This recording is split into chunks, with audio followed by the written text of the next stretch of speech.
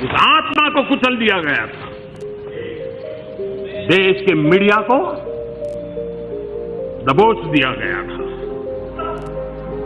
देश के महापुरुषों को जेल के सलाखों के पीछे बंद कर दिया गया था। पूरे हिंदुस्तान को जेल खाना बना दिया गया था। और सिर्फ किसी की सत्ता चली न जाए इसलिए। दूसरी बात,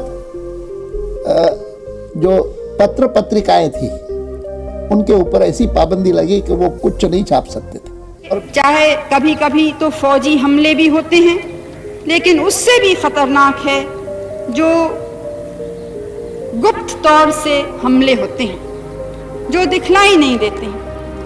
The President has proclaimed emergency. This is nothing to panic about. क्रांति है मित्रों, और संपूर्ण क्रांति। अब जो मैं आपको बताऊंगा उसे बड़े ही ध्यान से सुनना। ये कथन पंजाब के पूर्व परिवहन मंत्री मोहनलाल जी के हैं। 1975 इसी तरह जून महीने की 25 तारीख मैं आराम से आर्य बॉयज स्कूल में पढ़ा रहा था कि अचानक सुबह 10:30 बजे स्कूल को पुलिस ने घेर लिया। Police inspector Mukhtiyar Singh principal office में मेरी गिरफ्तारी की प्रतीक्षा करने लगे। क्लास में ही स्कूल के चपड़ासी मुंशीराम ने कान में कहा कि आपको पुलिस पकड़ने आई है। तब मैं पठानकोट जनसंघ का महामंत्री था। मैंने मुंशीराम से कहा, चुपचाप जो मैं कहता हूँ करो। वह सामने सीढ़ी है, उस कमरे के सामने लगा दो। उसने वैसा ही किया। मैं सीढ़ी द्वारा छलांग लगा पड़ोसी के मकान में कूद गया। मकान 2 मंजिला था। मेरी छलांग से मकान मालिक वेदव्रत शाह और उसके पारिवारिक मेंबर तत्काल इकट्ठे हो गए, शोर मचाने लगे, चोर चोर। मैंने सोचा स्कूल से पुलिस की नज़र से तो मैं बच गया, परंतु यह लोग तो मुझे पकड़कर स्वयं पुलिस के हवाले कर देंगे। उसी 25 जून को पुलिस मेरे स्कूल के ड्राइंग मास्टर श्री कस्तूरी लाल को लेकर गंदे नाले पर मुझे पुराने घर पहुंच गई। मेरी छोटी सी लाइब्रेरी को पुलिस ने तहस नहस कर दिया। मेरी डायरी लेकर मेरे बड़े भाई को मेरे स्थान पर 2-3 दिन बिना कसूर बैठाए रखा। मेरे परिवार को पता नहीं था कि मैं कहाँ हूँ। 8 महीने के बाद सत्याग्रह कर जेल चला गया। पूछो यह सब पुलिस ने क्यों किया? देश में इमरजेंसी घोषित हो चुकी थी। देश भर में पक्ष विपक्ष के बड़े बड़े नेताओं को जेल में डाल दिया गया था। 25 जून 1975 को देश की तत्कालीन प्रधानमंत्री श्रीमती इंदिरा गांधी, आज के कांग्रेस नेता राहुल गांधी और प्रियंका गांधी वाड्रा की दादी ने सिर्फ अपनी गद्दी को बचाने के लिए सारे देश को कैदगाह बना दिया।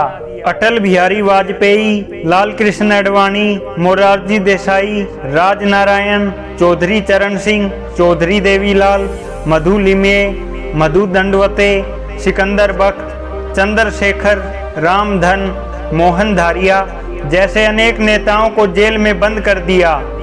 विपक्ष के नेता गांधीवाद की विचारधारा के अग्रणी श्री जयप्रकाश नारायण को बीमारी की अवस्था में भी चंडीगढ़ के पीजीआई को जेल में परिवर्तित कर बंदी बना लिया। प्रेस पर सेंसरशिप लगा दी और मौलिक अधिकारों को निरस्त कर दिया। सारी राजनीतिक गतिविधियों का केंद्र बिंदु राहुल गांधी के चाचा संजय गांधी को बना दिया। आज की पीढ़ी फिर प्रश्न करेगी, ऐसा क्यों किया गया? तो सुनो, तत्कालीन प्रधानमंत्री श्रीमती इंदिरा गांधी को इलाहाबाद हाई कोर्ट के जज श्रीमान जगमोहन लाल सिन्हा ने लोकसभा 1971 के चुनाव में रायबरेली लोकसभा क्षेत्र में अपना चुनाव लड़ने में भ्रष्ट साधन अपनाने का दोषी ठहराया था। उन्हें 6 साल तक कोई भी चुनाव लड़ने के अयोग्य भी ठहराया था। रायबरेली के लोकसभा चुनाव में श्रीमती इंदिरा गांधी ने सरकारी मशीनरी का दुरुपयोग किया था। यह निर्णय श्रीमती इंदिरा गांधी के विरुद्ध चुनाव लड़ने वाले उम्मीदवार राजनारायण की याचिका पर दिया गया था। तत्कालीन प्रधानमंत्री और उनकी किचन कैबिनेट के साथी किसी भी कीमत पर नहीं चाहते थे कि हाई कोर्ट के निर्णय को मानते हुए प्रधानमंत्री श्रीमती इंदिरा गांधी त्यागपत्र दें। इससे गहरा राजनीतिक संकट पैदा हो गया।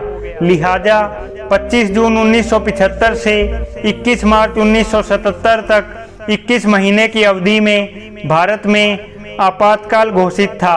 तत्कालीन राष्ट्रपति फखरुद्दीन अली अहमद ने तत्कालीन भारतीय प्रधानमंत्री इंदिरा गांधी के कहने पर भारतीय संविधान की धारा 352 के अधीन इमरजेंसी की घोषणा कर दी। स्वतंत्र भारत के इतिहास में यह सबसे विवादास्पद और अलोकतांत्रिक काल था। इमरजेंसी में चुनाव स्थगित हो गए तथा नागरिक अधिकारों को समाप्त करके मनमानी की गई।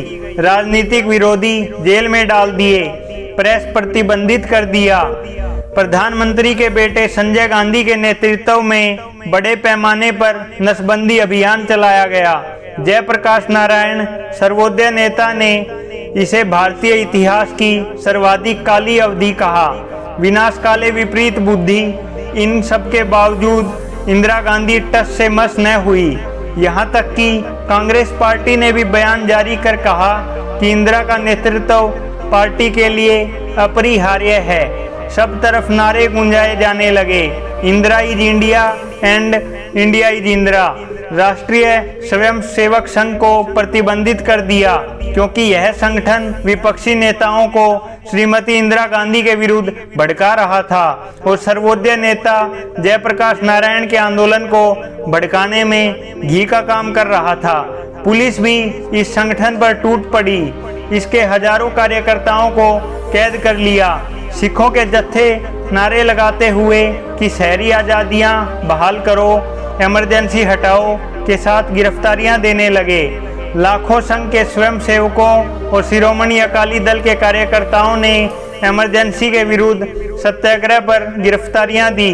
बच्चे, बूढ़े और जवान सबने इकट्ठे होकर इस इमरजेंसी का विरोध किया, जिसके परिणाम स्वरूप श्रीमती इंदिरा गांधी ने 21 महीनों बाद इमरजेंसी को हटाया। देश में मार्च 1977 में लोकसभा के चुनाव में एक नया राजनीतिक दल जिसका नाम जनता पार्टी था, राजनीति के स्थिति पर उदय हुआ। लोकसभा चुनाव में जनता पार्टी को भारी बहुमत प्राप्त हुआ। केंद्र में मोरारजी देसाई के नेतृत्व में जनता पार्टी की सरकार बनी। इसे देश का दुर्भाग्य ही कहेंगे कि जनता पार्टी की सरकार अपने ही विरोधाभासों से मात्र 2.5 साल चली। जनता की उम्मीदें धराशायी हो गई।